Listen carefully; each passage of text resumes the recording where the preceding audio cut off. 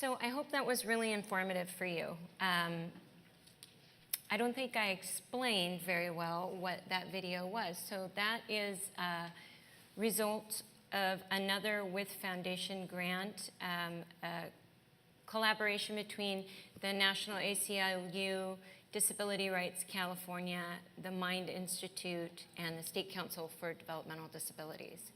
And they made a series of videos that I feel are just very personable for people to understand. So moving forward,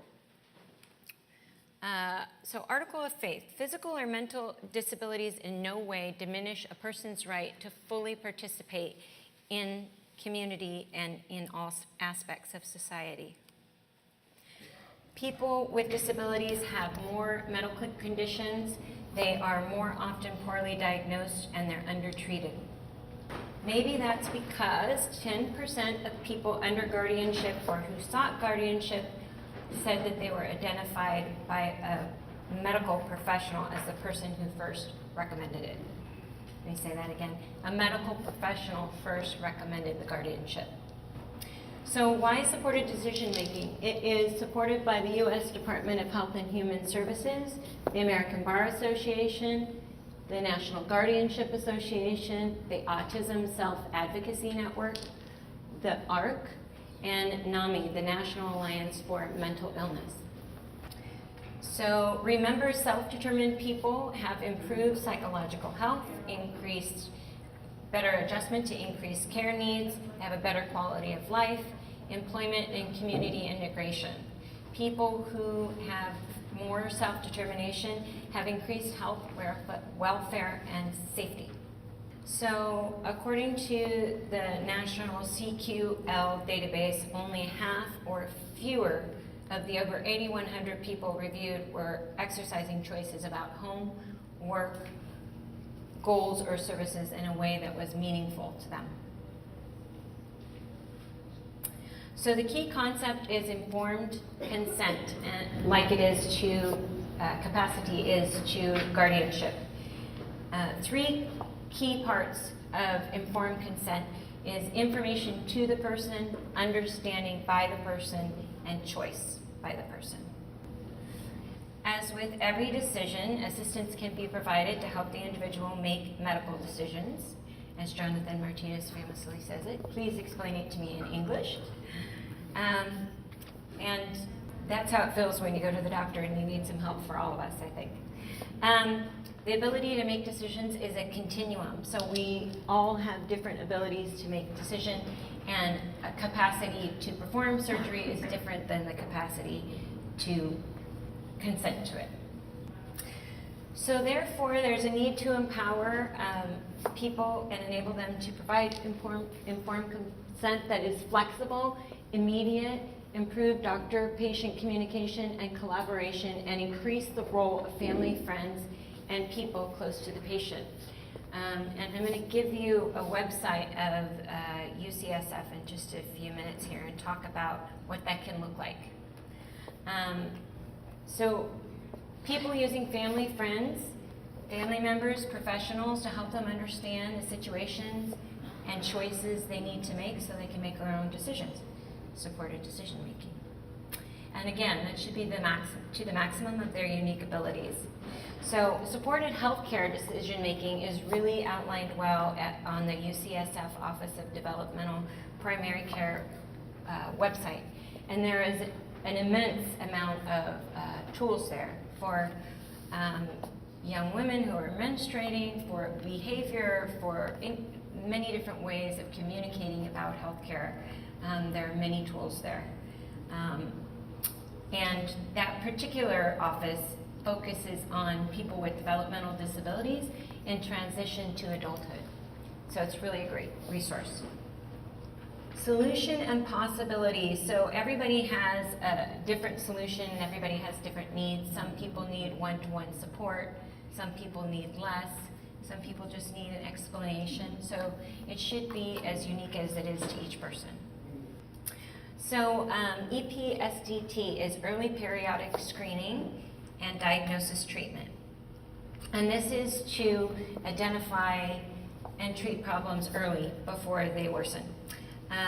So you don't have to enroll if you're in Medicaid, and anything that can conceivably be covered under Medicaid can be covered under EPSDT.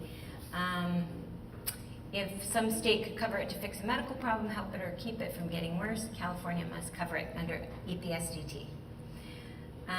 So if the child's disability causes him to have difficulty making decisions, those supports and services could be covered.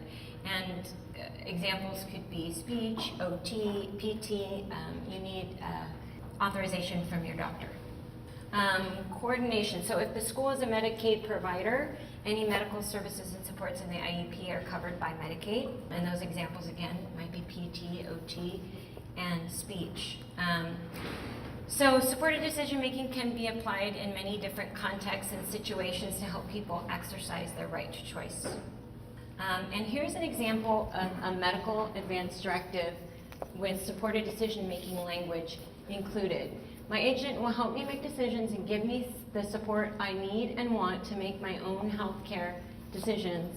This means my agent will help me understand the situations I face and the choices so that I can make my own decision. My agent, therefore, at times, when my agent does not have full power to make healthcare decisions for me, my agent will provide support to make sure I am able to make healthcare decisions to the maximum of my ability, with me being the final decision maker.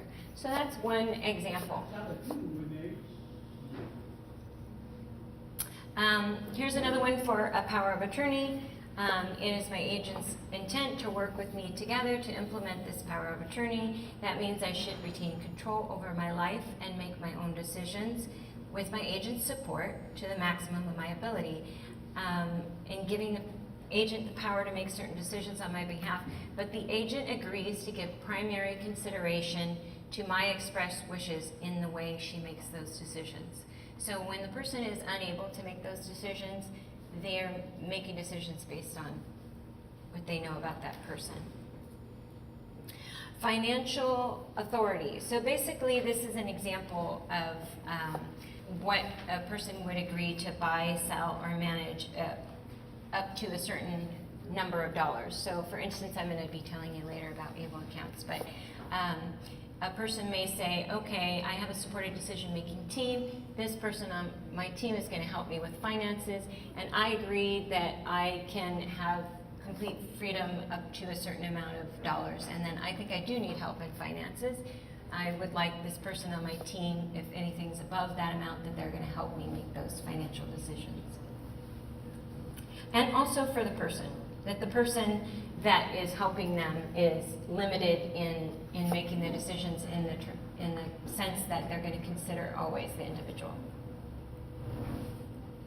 So banking, I agree that my agent will be listed as a joint account holder. I agree I will not withdraw more than X amount and write a check more than X amount. And when I do need more than that, we're going to have a conversation. It's going to be based on my expressed wishes, and they're going to advise me and give me support on how to make that decision. So people with disabilities cannot have a decent quality of life with limited financial resources and modest government support. And so a lot of you know about Medicaid and SSI and SSDI, and that the person is not allowed to have more than $2,000 in assets. And families can provide in-kind support, but the person may be disqualified from or have benefits reduced.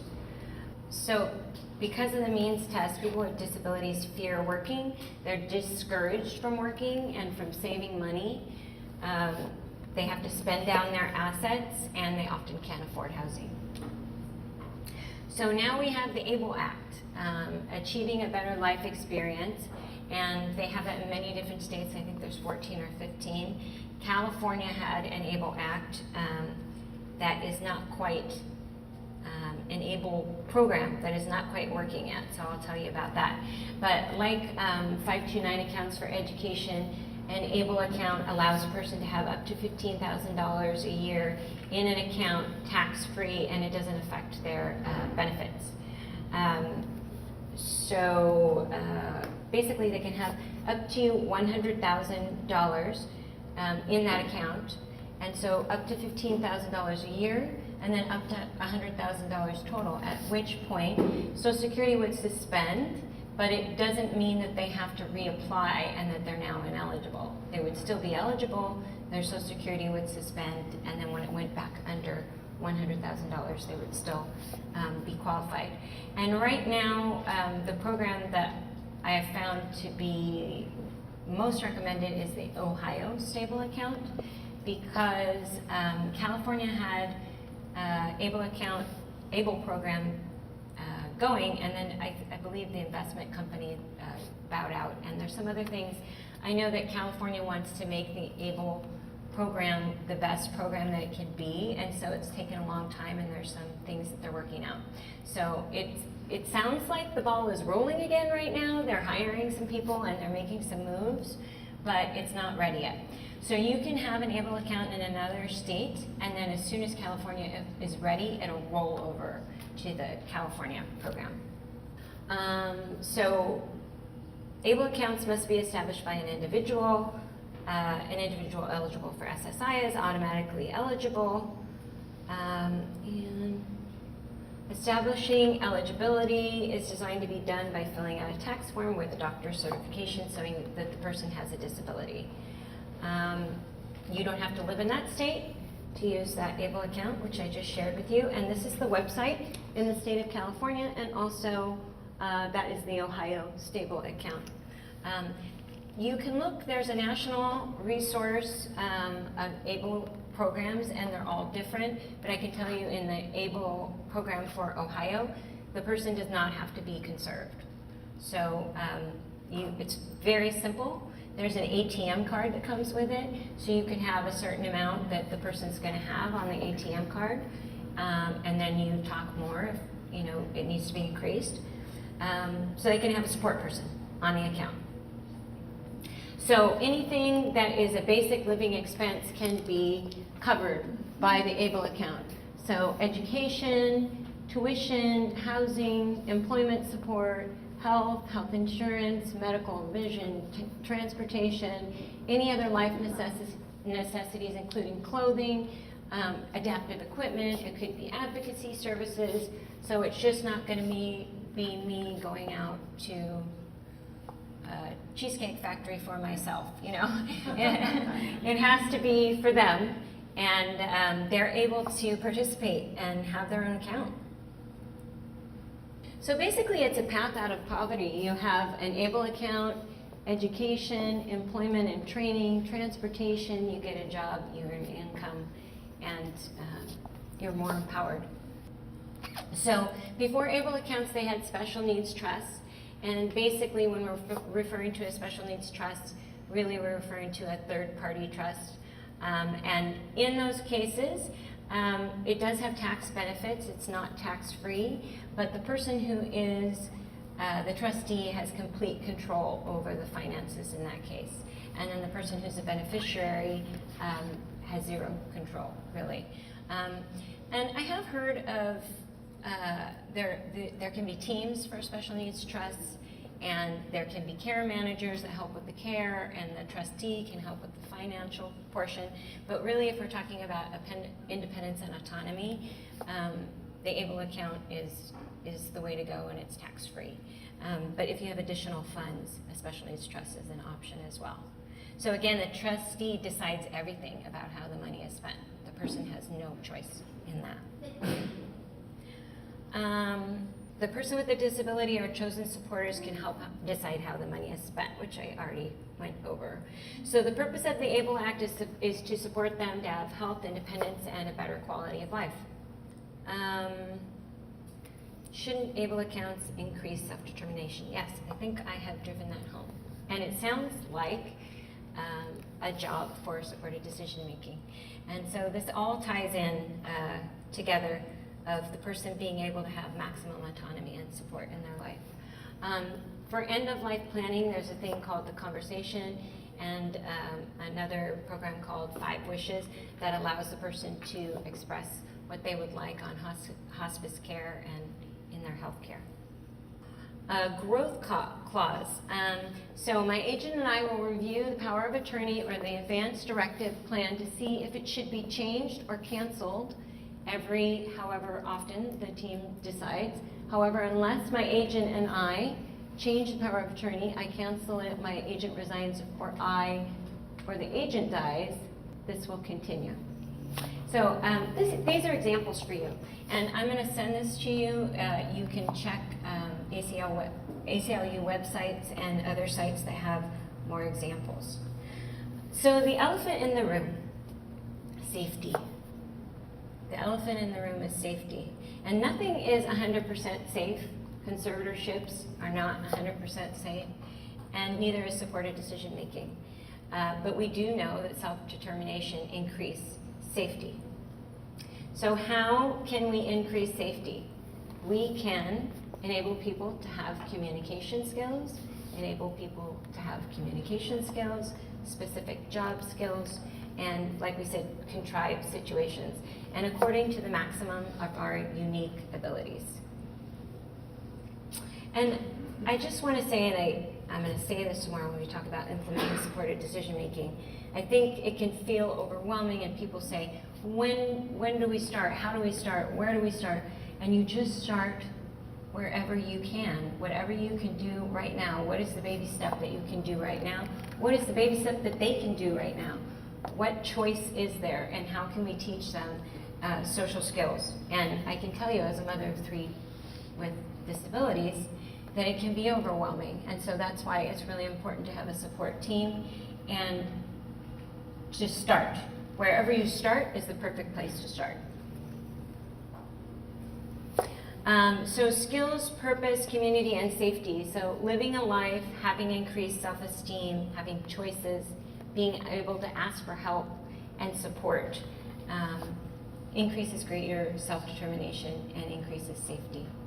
And I just was thinking about, we've all had a dream. We all had a dream of when we were teenagers and when you had your first job. If you think back to what your first job was like, and when you were young and you were dreaming and you screwed up the first time, and you remember being on the spot at your job and you screwed up, and then the first time that you were successful and how good that felt to be successful. Maybe you remember you had a certain supervisor or a certain mentor that really helped you.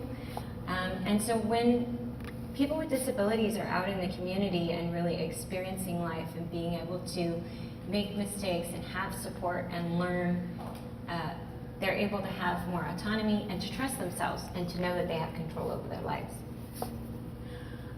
So remember that adults are allowed to make decisions, health, safety, love, and living conditions.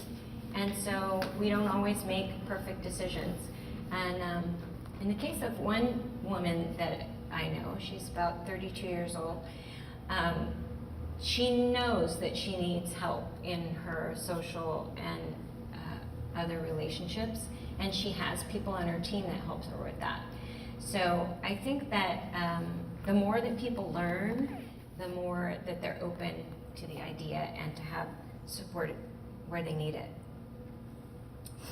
So community inclusion. This is something that Sue Swenson was sharing about her son, Charlie. And basically, she had a caregiver that was his caregiver for 14 years. And she said, please go out and teach him to rebel against me in every way. And so he said, basically, they were teaching the community about community integration because he went to work and Charlie went to work with him. And he participated in everything. And again, this young man, they knew that he could communicate. He didn't have a communication system. They tried everything under the sun to use AAC. So he had his own way of communicating, and it was very empowering for him. I say that because he did pass away, but before he did, he had an incredible life and taught the community a lot. So we want to go back to universal human rights, that we're all human beings born free to be equal and to have dignity and to have respect. And I think that goes back to having a job and feeling like you are being respected and being acknowledged and being counted, that you're contributing, that we have the right to life, liberty, and security of the person, not to be subjected to degrading treatment, and to have recognition everywhere as a person before the law, and entitled not to be discriminated against. And I think that is often how people feel. They don't feel like a whole person, and it is our job to be mindful that we treat them the same and that they have the same opportunities. So universal human rights also include health and well-being, the freedom of opinion and expression, to have an adequate standard of living for health and well-being, to have education, to freely participate in cultural life and in the community, to work and have free choice of employment. So living the universal right to human dignity, a right to existence worthy of human dignity. We the people with disabilities and their supporters truly teach society and our community by living the Universal Declaration of Human Rights. And there's an application that you can put on your phone that has these qualities listed in it that you can share when you're going to meetings. So I think that we're going to stop right there. We are going to see if we have time for, I think I'm going to have you watch one more video and then we're going to have lunch. You know, I apologize. I did not take time to ask questions as a group after the last module. So I did answer a lot of questions on the side. So I would like to know if anybody has any questions at this point that you'd like to share. Yeah. At the very beginning, you mentioned 7 rights under guardianship. What are they? They are the right to marry and have social sexual relationships, the right to contract, the right to confidential records, the right to residence. I'm trying to make, there are 7 total. Education, the right to make decisions about education. Education is one of the 7, yes, thank you. And I can give you a copy of that if you'd like. Yeah. So basically, they're deciding where you're going to live, who you're going to live with, what you're going to do. If they have all 7 rights, there is nothing that you're really deciding. There is stipulation in conservatorships that they should have maximum self-reliance and independence, and that they should have their personal interests be considered. And so, but how that plays out, it goes from person to person. And so if that was really happening all the time, we probably wouldn't be talking about supported decision making, and that's why it comes up, because people with disabilities don't feel like they have that often. So, hi.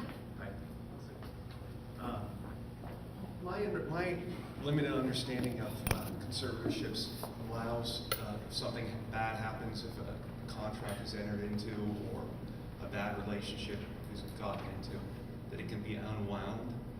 Under the what you're talking about, the decision-making processes, are there ways of protocols for unwinding bad decisions that might be entered into? Well, with the power of attorney, you do have somebody supporting you to help you make decisions.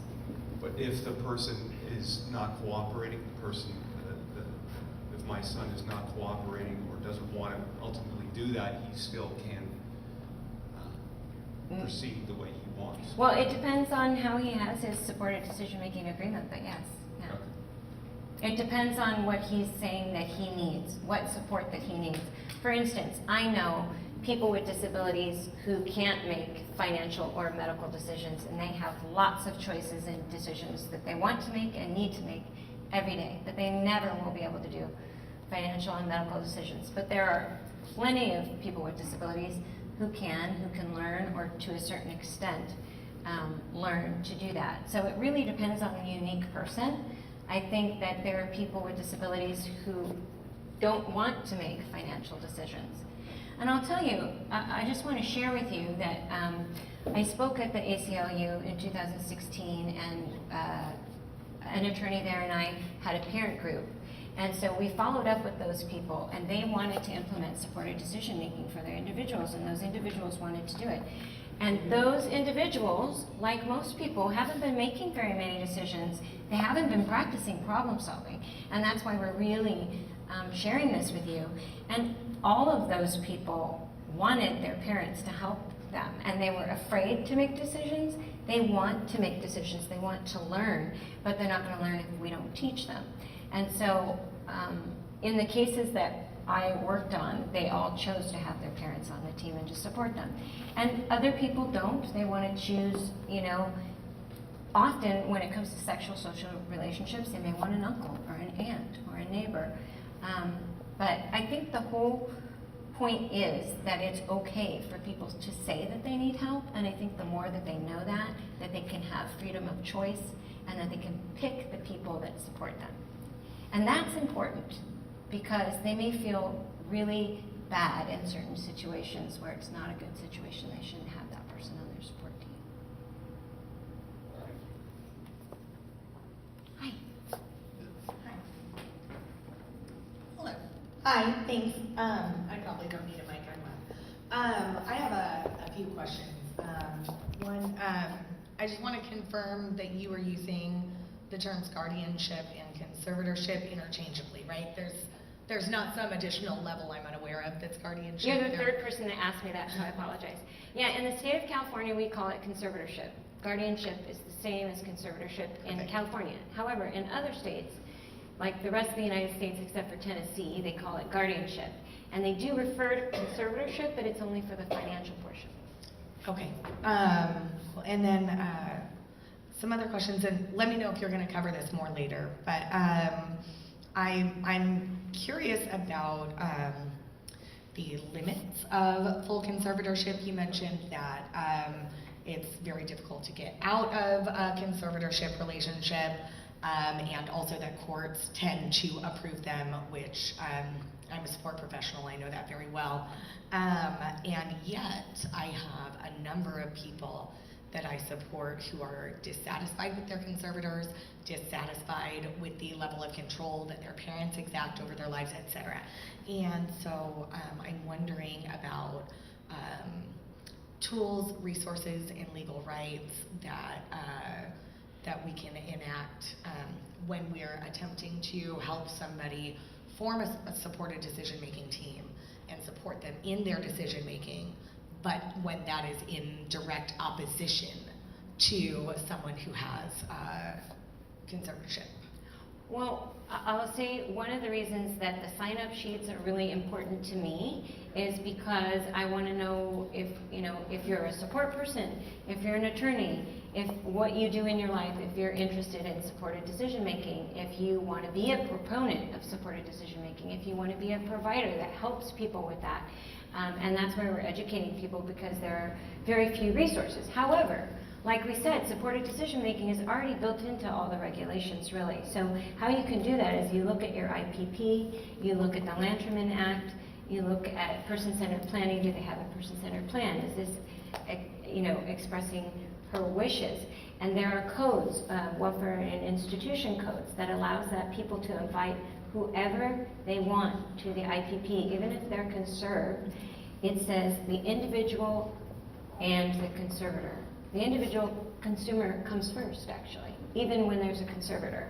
So they have the right to express themselves. They can invite somebody. Of course, the regional center is in an interesting place, but you want to use all these tools that you can, and there are limited attorneys that are available, and we're trying to make more available to people. Right, absolutely. ACLU is always a great place to call. Disability Rights California. I used to work for Disability Rights. And I have to tell you, Disability Rights California can help with the IPP, and they can help give information and educate people about conservatorship, but they cannot represent people in conservatorship. I am aware of that. So Yeah. can the ACLU represent? Because that's one particular question I have is where are resources for actual representation in a conservatorship battle? Because as you said, it's the conservator oftentimes that gets the free government representative. Well, the way, you probably know this, but the process is that the person can say, you know, I'm advocating for myself. I'm not feeling I have maximum self-reliance and independence. I don't feel like my personal interests are being considered. And then an investigator can be sent. And I'll tell you, that conservatee needs to be committed to that and strong on, and asking for help in the community and supports, saying, look, this is what people believe I should have, and they can investigate it. And then there's be a public defender assigned to that person. And sometimes they're representing them, and often they're not. And so we really want to educate other attorneys to help us. So my partner Jonathan Martinez is in halls of 500 judges that know nothing about supported decision making, and now they do, and they learn more. So we're going to share more too about states and how that's being enacted in legislation. Yeah. And then I also had a couple questions about supported decision making in the special education system. Yeah. In particular, supported decision making in private schools or public charters that are not subject to the same regulatory legislation as your standard federally funded public school. So you're asking about how to implement supported decision making in a private school. Correct, in a private school or a public charter, because they so like the IDEA Act, for example, doesn't apply If to it's a those, and non-public so it's school. very difficult, right? Yeah, and I would say, first of all, if they're choosing a private school, they do want to choose a private school that's in alignment with what they want. And the whole point is that they're spending this much money not to be in public school. That's one thing that I would say. But I think I would just share the same information that you would share with a public school and ask questions. Ask questions. I mean, when you're talking about what your concerns are, you can specifically say, how is Johnny doing with this? Can you explain to me more about this? And audio record all of your meetings and have them share with you what are his abilities right now and what are those concerns. And that's the way you can come around and say, hey, but use their reports, get an IEE, get outside assessments. Outside assessments is really a powerful thing. Some people can't afford it, but outside assessments are very powerful. Did you have a question? No? Did you have a question, sir? I'm so sorry. I took my brother to the East Bay Regional for the first time, and he had an assessment upstairs, and the IQ, and they told me the number. I think it was 74 or 2, I'm not sure. Mm-hmm. And then the lady said, we can help you get conservatorship for your brother. So that's where I'm at now. So is there like certain numbers, from 1 to 200, right? I would say IQ isn't going to tell us how he functions in life. And actually, I did just see, so sorry, I think last week, there's a project that was funded between Dan Habib, that I told you about, who produces the movie Intelligent Lives and other movies that are documentaries. And they did a project, and I just saw it, but it's specifically about IQ and education and the Department of Education. So it's something that you could reference. I don't know how old your person that you're referring to is. He's 52. Okay. And they're suggesting it now. For me, well, yes. What do you need help? If you want help for us to help you get a conservatorship, they're there to help me. But I've been having him sign a lot of things now, so it'll be a lot easier for me to sign things, right? Yes. So what about just doing that instead? Maybe. He can write right on a HIPAA form. I would like my He's done brother. that. Yeah. Okay. You still have an issue? So I'm still considering conservatorship because of the IQ. Because of the IQ. Yeah, that's what they even said to me. They said, we're going to help you get a conservatorship for your brother. So that tells me right there's a problem maybe. I think that you should ask them getting an assessment would be the first thing to do. And give examples of how you think it can't be resolved. And what we're sharing today is that you should try something first. It's highly important that you try some of these things, that you see what his skills are, what are his functional independent living skills in the community, and to assess those before jumping to that. Right, look for a team, sure. A team. Yes, yeah, and to see what his skills are. If they're just using a number, there has to be meaning behind the number. So it's not about the number, to be honest with you. So it's about what they can accomplish in life and what they can accomplish with support. So I know it's always been about the number. I know we've always had institutions. I know we've always had conservatorship. So this is a change in culture. It's a shift. What are they able to do, not what they're not able to do? And how can he be empowered to do it, and how could you help him? Yeah, but when I'm not around, then what? See, who's going to be there? It's a good point. That's why we emphasize supports and services so much. That is how they're going to have maximum independence and autonomy in having a team. And he could be part of the decision, sure. Yes. Right, okay. Thank you. Are there other questions? Hi. About video travel have burned it in Asia, Japan, Glasgow, United States, America, Orlando, Florida. My family is Carlo and Mamina. I love you, Mama Dad. I like you. Thank you. So I think what you shared with me earlier is you really like to look at things about traveling, and Japan and Orlando, Florida, and the United States. You're very interested in geography and all those fun places to go, right? And you'd like that in your plan, something about that in your plan. Yeah? Booyah. Booyah. Okay. Thank you for sharing. Question over there. I actually had a comment about the ABLE account and special needs trusts. Yes. So I'm an estate planning attorney, and I am also the mother of a child with Down syndrome. But I don't think it's an either-or thing. You need both. I think you need both, because number one, ABLE accounts have a payback provision. So if your child dies with money, they have to pay back Medi-Cal for anything that Medi-Cal has put forward. However, CalAble isn't in place for that reason, because they're trying to get... Because I know they are. But here's the other thing, is the only amount of money you can have in that is $100,000. So if you die and there's only $100,000 in California, $100,000 doesn't go very far.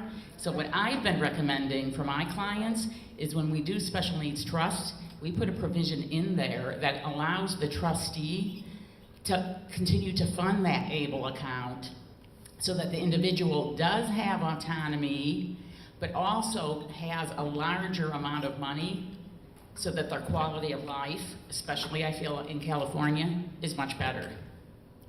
Thank you. I really appreciate you sharing that. And also, you probably can speak to this quickly about being able to take the money from one account to the other for rent. Yes. So the one big thing is if we live in an area that is so expensive. So if you want your child to not be in a group home and live in supported housing or a place of their own. My son has Down syndrome, and he lives in a duplex. And he lives with his brother right now, but his brother is actually moving out, and he's getting a roommate. Right now, we own the duplex, so it's not a problem. But if he was going to move somewhere else and the rent was high, he could use his Social Security. But if money came out of the Special Needs Trust to pay for the balance of the rent, Social Security goes down by a third. If you take that money from the Special Needs Trust and put it into an ABLE account, and then he or she pays the rent out of the ABLE account, no reduction in SSI. It's an awesome way of planning, I think. Great. Thank you. Any other questions before we go to lunch? one quick question. Yes. You know when you're a parent of a child with a disability, you have 20,000 things to do every day. And I'm definitely noting, my son is 15 years old, we have not done a good job of helping him with problem-solving tasks. That's coming up a lot today. So, instead of having to start from zero and create that whole body, are there resources out there, checklists, people that have done this, that I can resort to and start looking through that and deciding what we want to zero in on and how we want to encourage that? You're looking for problem solving and I don't know if the microphone is working. You're looking for problem solving and decision making tools to teach him? Exactly.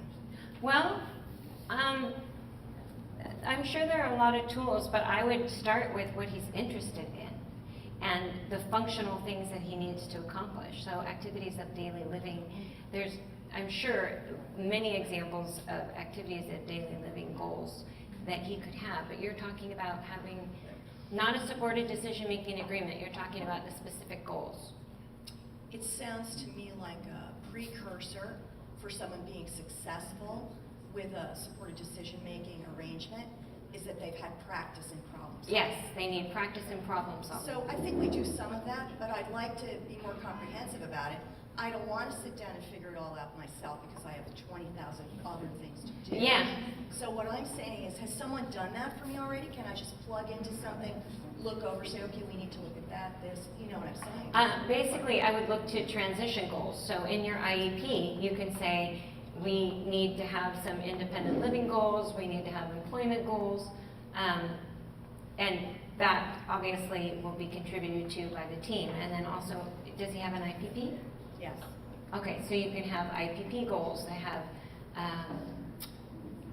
activities of daily living and functional employment goals. So everything that we've been talking about, really. And I'm not trying to be vague, but really it depends on him personally and what he wants. Like, what does he dream about? What does he want to do? What is he able to do? What is he not able to do that he will need in his life? So this is another thing I have to get creative about because there really is no checklist. Get creative. Well, it's not that there's no checklist. If you go to Charmaine Thanner's website, there's a ton of information. If you look up IEP goals and transition goals, there's a ton of information.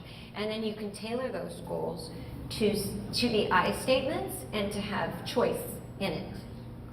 Does that make sense? It's helpful. Okay, good. And a team helps. So, thinking about that, and at the end we'll go through the forms and talk about ideas, how to come up with a team. Good. Thank you. Any other questions? Hi. How do you spell Charmaine Banner? Oh, CHARMAINETHANER. And really, there are 7 parent training information centers in the state, and you know there's support for families. There's one in the East Bay, there's Parents Helping Parents in the South Bay. But there are areas in the state, San Diego has no parent training center, which I think is crazy. You mentioned that she has a website. Can we find out what that is? Yes, it's in the slides that I'm going to send to you. Please put your email address on the sign-up sheet, and you'll get it.